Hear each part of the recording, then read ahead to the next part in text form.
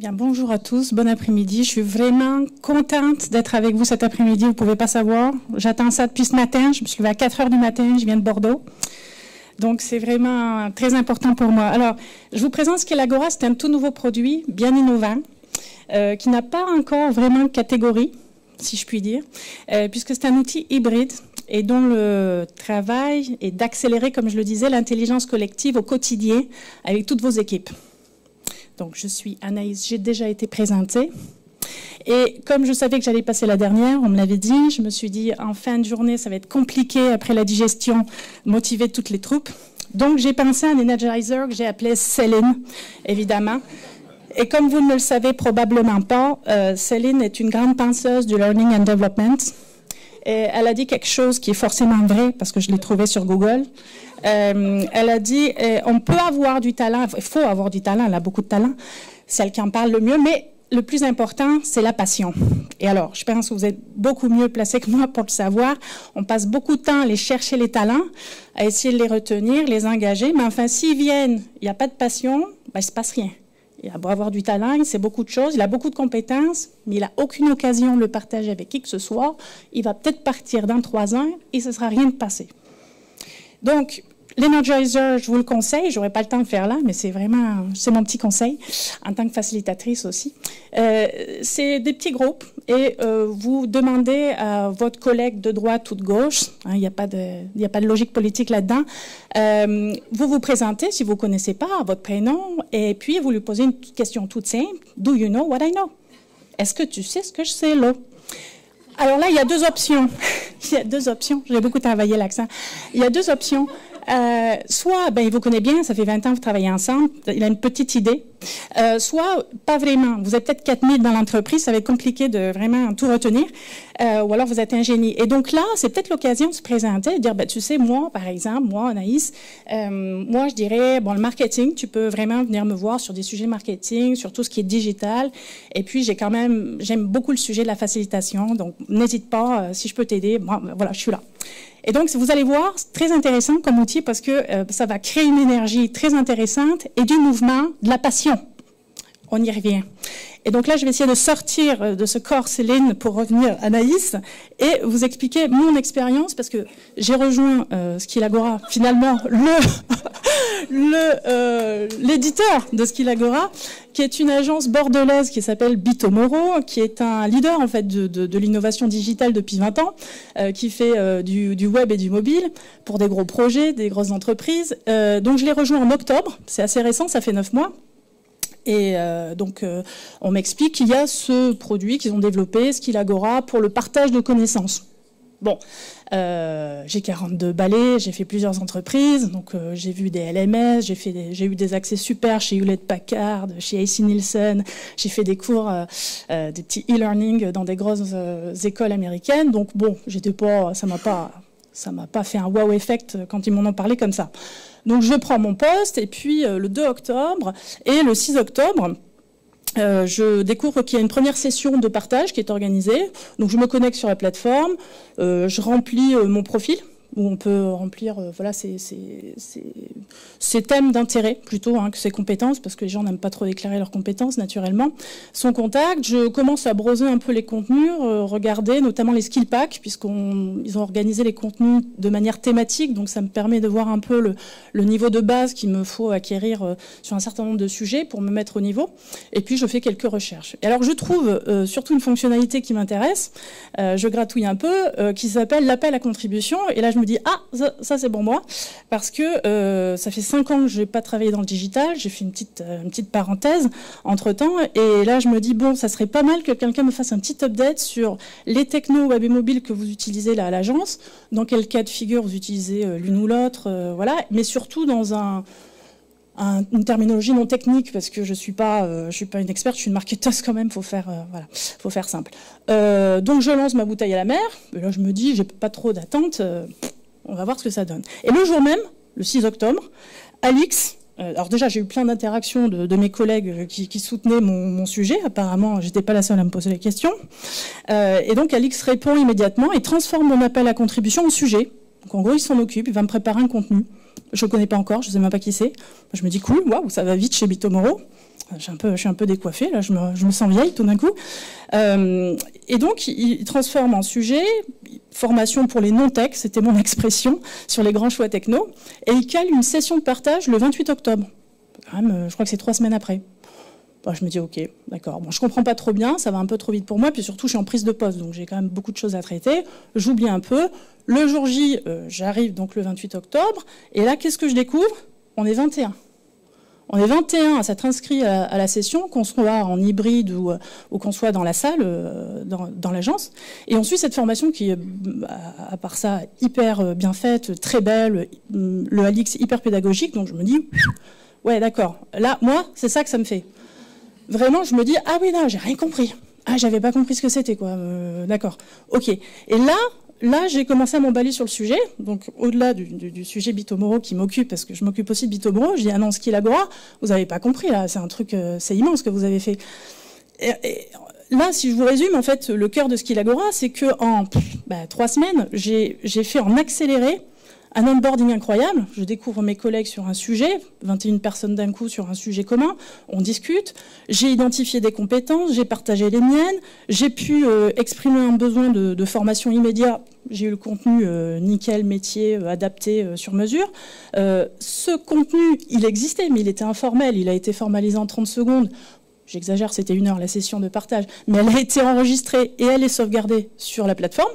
Donc c'est capitalisé, il n'y a rien qui est perdu. Une personne qui arrive 1 semaine après peut le reconsulter sans aucun problème. Donc, et puis je découvre ce côté collaboratif, fluide, vraiment travail en commun, dans un plaisir assez incroyable. Enfin, moi que j'avais jamais vécu. Sur les constats plus généraux, je vais aller vite parce que j'ai l'impression, plus j'échange avec les professionnels RH et formation, qu'il n'y a pas vraiment de débat là-dessus, c'est que sur les compétences, on le sait par pas mal d'études, c'est essentiellement composé à 90% de collectifs. On apprend sur le terrain, dans l'entreprise, par ses collègues, à 90%. C'est énorme la proportion. Les compétences formalisées individuelles, classiques, c'est 10%.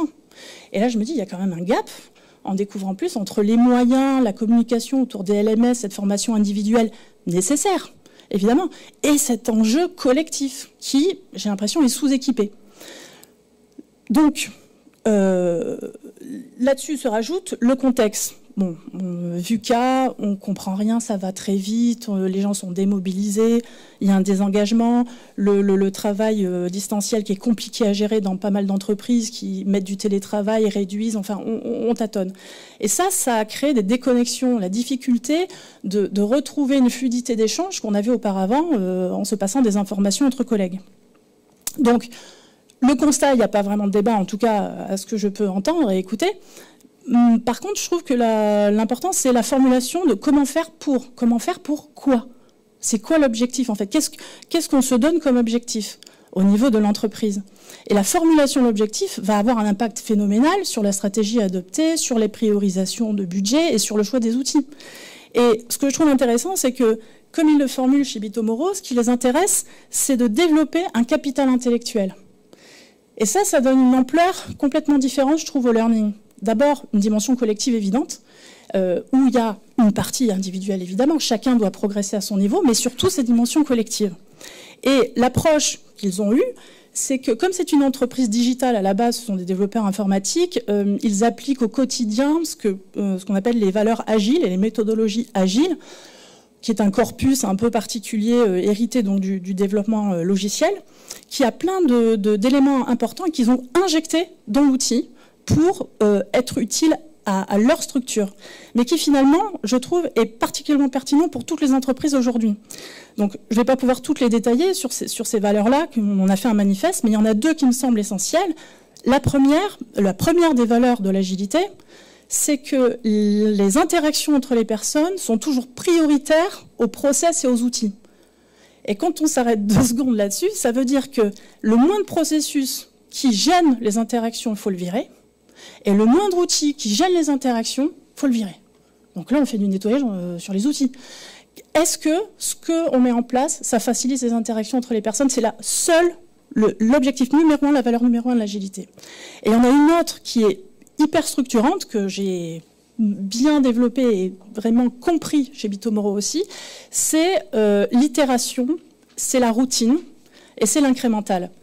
Quand on travaille en logiciel, en logique agile, on produit régulièrement, on a une espèce de routine, de rythme où on sort régulièrement un produit qui est fonctionnel, on le livre au client, on teste, on a des retours. Et c'est une machine comme ça, une dynamique qui s'emballe et qui ne s'arrête pas pour toujours améliorer le produit, se poser à chaque instant la question, est-ce qu'on produit de la valeur ?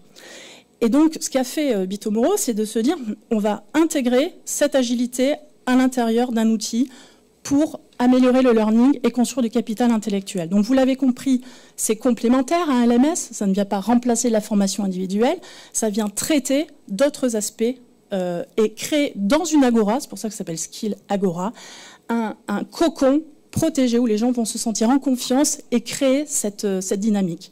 Donc en fonctionnalité, l'important c'est les créneaux.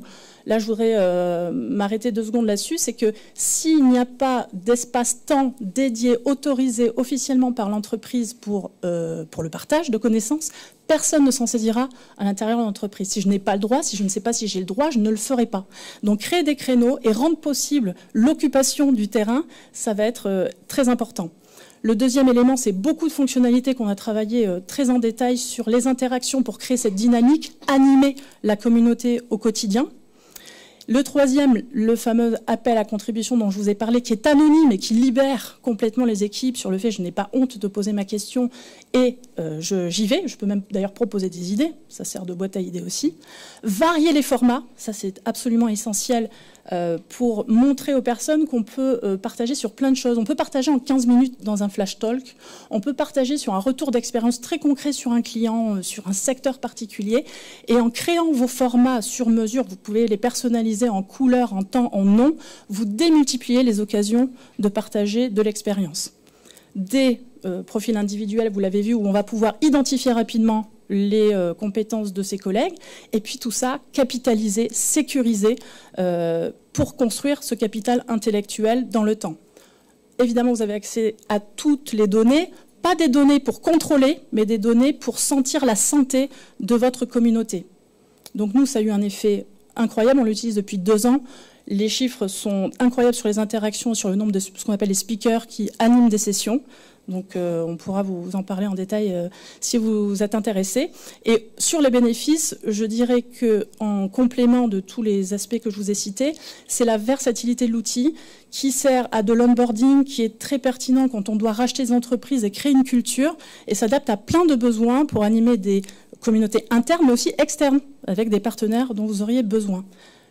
Donc, côté QVCT, là, je peux vous garantir, venez à l'agence, vous allez découvrir un peu le bonheur que c'est que d'avoir déployé ça. Voilà, c'est la folie tous les jours. Moi, je suis en transe. J'ai le côté un peu Céline. Évidemment, Skill Agora, c'est un outil, mais c'est aussi une équipe. Donc, on a développé plein de services pour vous aider à déployer petit à petit cette culture, parce que c'est pas facile, hein, selon les entreprises. On part parfois de très loin. Donc, voilà. Now you know what I know.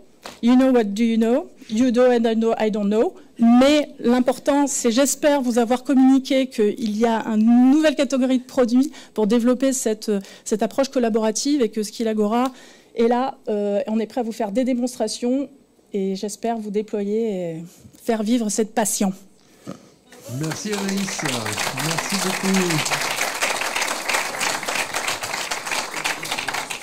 Ouais. Merci. Appel au vote, s'il vous plaît. Ou aux questions, peut-être. Les deux, oui. Et les deux en même temps, car on est... Merci Céline. Si ça marche, on doit générer un maximum de contenu. On peut faire une espèce de curation, nettoyage au fur et à mesure. Absolument. Oui, vous pouvez effacer du contenu. On est sur le principe un peu darwinien, que les contenus qui ne sont pas cherchés ne sont pas intéressants. Et donc, petit à petit, comme je vous le disais, c'est itératif. Donc, le nouveau est peut-être plus intéressant ou pas. On laisse les personnes choisir en mots-clés, en recherche, ce qui est important. Puisque une même information peut être traitée de manière différente, sous un cas pratique, sous de la théorie, sous un débat, sous un miro collaboratif. Donc, les personnes ont la liberté d'aller chercher ce qu'elles veulent. Là, on est plutôt sur du search. Autre question ? Oui, tout en haut. Tout en haut à droite. Ah voilà, très bien. Oui, il faut faire des grands gestes. Il faut passer la balle. Oui, merci pour cette présentation. Question, qui modère et comment? Alors, nous ne modérons pas chez Bitomoro. Ça ne veut pas dire que vous ne pouvez pas modérer. Vous pouvez modérer, vous pouvez effacer des contenus si vous le souhaitez. Mais ce n'est pas du tout dans l'approche de l'agilité. En agilité, on fait beaucoup confiance aux personnes, on travaille sur l'autonomie. J'ai beaucoup cette question. Ouh là là, mais j'ai pas envie de Christine mettre son contenu, moi, ça m'intéresse pas. On n'a pas de jugement, justement. À partir du moment où on veut créer cette ambiance-là, on fait confiance à tout le monde, quel que soit le poste. Évidemment, des personnes ne se lanceront pas. Et sur la fonction de modération, ce qui nous intéresse plus comme fonction, c'est ce qu'on appelle le learning facilitator. C'est celui qui va mettre en confiance les personnes, qui vont un peu aller les chercher, comme dirait Céline, les empowerer, et leur donner confiance en disant « Mais si, Christine, tu sais quelque chose, ça fait 15 ans que tu es là, tu connais la boîte. Bon, écoute, moi, je pense que tu pourrais faire ça. » Et ça, c'est une posture de facilitateur du learning qui n'est pas la même chose que celui de formateur. Qui est plus top-down. Donc pour nous, avec cet outil, il y a aussi des accompagnateurs internes qui sont là aussi pour connaître les personnes et valoriser leurs compétences au quotidien. Merci beaucoup Anaïs, merci.